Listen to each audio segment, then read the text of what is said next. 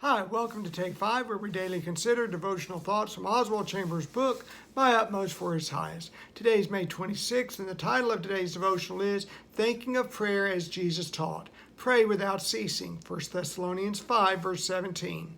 Chambers' opening sentence is so valid regarding our consideration of the matter of prayer.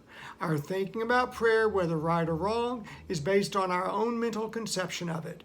Our thoughts on prayer normally come from what was learned about it while we were growing up and how we see others do it. Some consider prayer only as a 30-minute ritual performed at a certain time of day. That is their prayer time. Chambers corrects misguided thinking about prayer with this. The correct concept is to think of prayer as the breath in our lungs and the blood from our hearts. Our blood flows and our breathing continues without ceasing. We are not even conscious of it, but it never stops. Paul taught to the Thessalonians that prayer is to be constant as the blood flowing through us and the air entering us. Prayer is not an act, but an attitude. As Chambers says, prayer is not an exercise, it is the life of the saint. He continues, we are not always conscious of Jesus keeping us in perfect oneness with God, but if we are obeying Him, He always is. We are not always aware of God's presence in our life, but He is, even in those times of sin when we would prefer Him not to be so near. So no matter what it might be, Chambers cautions us, beware of anything that stops the offering up of prayer. Pray without ceasing. Maintain the childlike habit of offering up prayer in your heart to God at all times. It's not in the spirit of belittlement that OC says we should maintain the childlike habit of prayer, for his point is that we should know no better than to always keep an attitude of prayer. Don't outgrow the need of prayer. No one gets too old or smart or independent or good enough or even holy to cease having an ongoing conversation with their dad who is in heaven. Chambers deals with the misnomer of there being unanswered prayer for the Christian. Jesus never mentioned unanswered prayer. He had the unlimited certainty of knowing that prayer is always answered. Do we have, through the Spirit of God, that inexpressible certainty that Jesus had about prayer? Or do we think of times when it seemed that Jesus didn't answer our prayer? God always answers prayer, and sometimes it's with a no, or not now, or not in that way, but prayer does not go unanswered.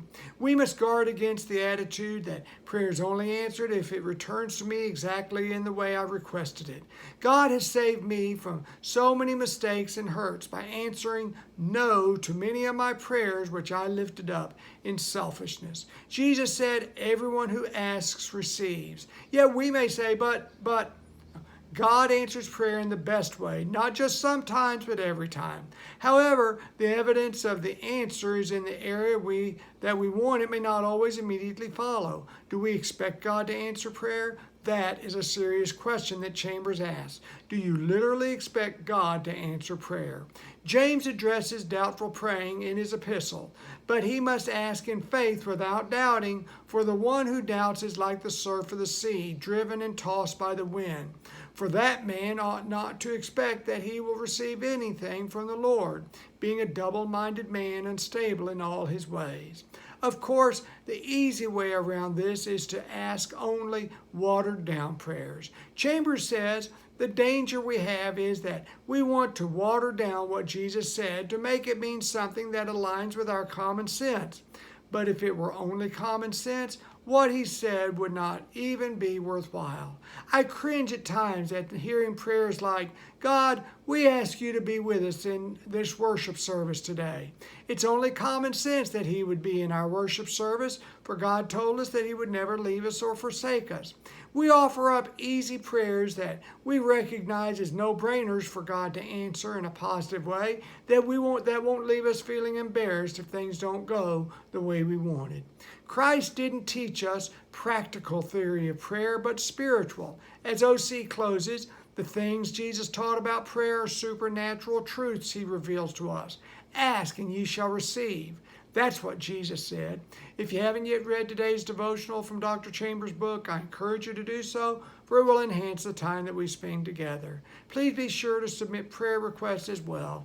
And now may God's grace and peace be ours as we seek to live our utmost for His highest. Thanks for being here today. God bless you. We'll see you tomorrow. Bye now.